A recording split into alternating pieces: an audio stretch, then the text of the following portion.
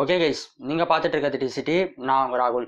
இப்போ Australia versus இந்தியாவுக்கான ODI match வந்து பார்த்தீங்கன்னா இந்த ஓடிஐ சீரியஸ் வந்து டை ஆயிருக்கு 1-1ன்ட்டு. இதில் செகண்ட் மேட்ச்சில் நம்ம இந்தியன் டீம் வந்து ஒரு மேசிவான ஒரு வின் பண்ணியிருக்காங்க. இதை எடுத்து வந்து பார்த்தீங்கன்னா கிரிக்கெட் ஃபேன்ஸுக்கு வந்து எப்போவுமே ஒரு குஷியான ஒரு விஷயம் என்னன்னா, டோனி வந்து மேட்சை ஃபினிஷ் பண்ணும்போது எல்லாருக்குமே வந்து ஒரு தனியான ஒரு ஹாப்பினஸ் இருக்கும்.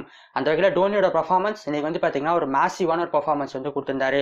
இந்த மேட்ச்சில் வந்து எல்லாருமே யாரை கேட்டாலும் வந்து இந்த மேட்சை வின் பண்ணதுக்கான மெயின் ரீசன் என்ன அப்படின்ற ஒரு கேள்வி எடுத்து வைக்கிறோன்னா, நிறைய பேர் என்ன சொல்லுவாங்கன்னா, ஓப்பனிங்கில் வந்து நம்மளோட ரோஹித் சர்மாவோட ஒரு 40+ ரன்ஸு, அதுக்கப்புறமேட்டு நம்மளோட விராட் கோலி அண்ட் எம்எஸ் தோனியோட ஒரு பார்ட்னர்ஷிப், அப்புறம் கடைசியாக வந்து நம்ம தினேஷ் கார்த்திகோட ஒரு ஸ்மாலான ஒரு கான்ட்ரிபியூஷன், இதுதான் வந்து நம்ம இந்தியன் டீம் வந்து வின் பண்ண வச்சிச்சு அப்படின்ட்டு வந்து எல்லாருமே வந்து சொல்லுவாங்க.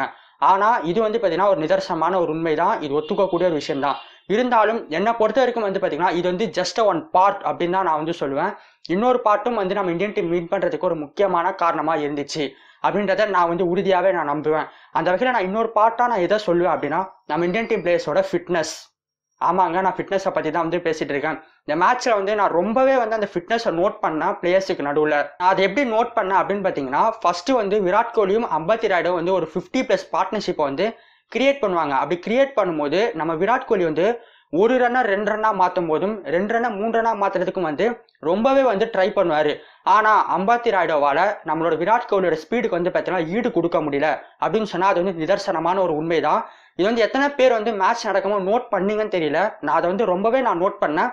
கண்டிப்பாக வந்து பார்த்தீங்கன்னா அம்பத்தி ராயுடாவுக்கு அதே ஒரு பெரிய ஒரு ப்ரெஷராக தான் இருந்துச்சு. நம்ம வந்து விராட் கோலி அளவுக்கு வந்து ஈடு கொடுத்து ரன்னிங் பண்ண முடியலையே, ரன்ஸ் வந்து எடுக்க முடியலையே அப்படின்றது. இது ஒரு பக்கம் இருக்கும்போது அதுக்கப்புறம் அம்பத்தி ராயுடு அவுட் ஆனதுக்கப்புறம் நம்ம எம்எஸ் தோனி வராரு.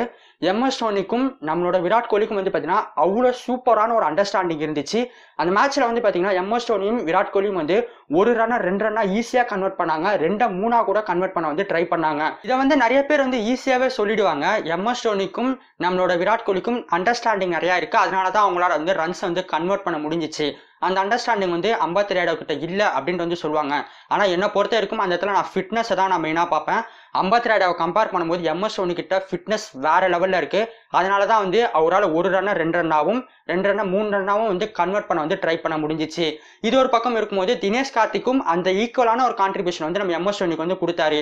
இதுதான் நம்ம இந்தியன் டீம் வந்து வின் பண்ணதுக்கு நான் ஒரு முக்கியமான ஒரு காரணமாக நான் நினைக்கிறேன். ஓகே கைஸ், நீங்கள் சொல்லுங்கள், நம்ம விராட் கோலியும் அம்பத்தி ராயுடும் ரன்னிங் ஓடும் பொழுதும் அதே மாதிரி விராட் கோலியும் எம்எஸ் தோனி ரன்னிங் ஓடும் பொழுதும் நீங்கள் வந்து அந்த ஃபிட்னஸ் லெவலை நீங்கள் வந்து நோட் பண்ணீங்களா? அதை வந்து மறக்காமல் கமெண்ட் பாக்ஸில் வந்து போஸ்ட் பண்ணுங்கள். இந்த வீடியோவில் உங்களுக்கு ஏதாச்சும் ஒரு மாறுபட்ட கருத்துக்கள் இருந்தாலும் அதை மறக்காமல் கமெண்ட் பாக்ஸில் வந்து போஸ்ட் பண்ணுங்கள். இந்த வீடியோ வந்து பார்த்தீங்கன்னா உங்களுக்கு பிடிச்சிருந்தா ஒரு லைக் கொடுங்க. இந்த வீடியோ உங்கள் ஃப்ரெண்ட்ஸோட மறக்காமல் ஷேர் பண்ணுங்கள். இன்னும் நம்ம சேனலுக்கு சப்ஸ்கிரைப் பண்ணனா மறக்காமல் சப்ஸ்கிரைப் பண்ணிவிட்டு அப்படியே பக்கத்தில் இருக்க பெல் ஐக்கானையும் ப்ரெஸ் பண்ணிக்கோங்க. தேங்க்ஸ் ஃபார் வாட்சிங் த வீடியோ.